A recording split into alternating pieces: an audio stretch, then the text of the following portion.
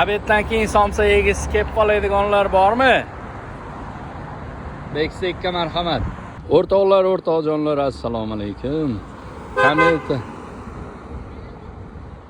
O'rtoqlar, o'rtoqjonlar, assalomu alaykum. Kometani kim eslasa like.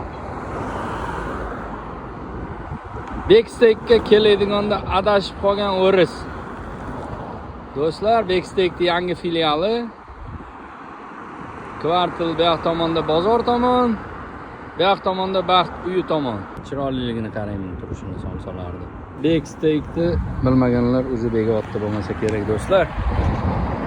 Bu filialini ustunlik tomonlari juda ko'p. Hozir ichkariga kirib, birma-bir sanab beramiz. Oilaviy kelib, shinam obstanovkada dam olish do'stlar.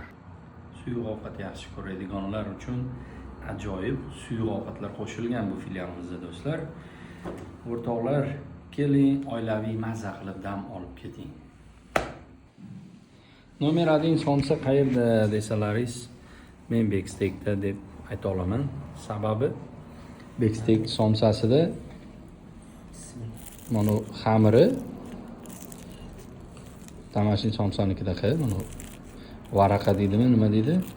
Shunaqa i tandirda pishgan. Juda mazali, juda sifatli, go'shtlari toza. Bismillah.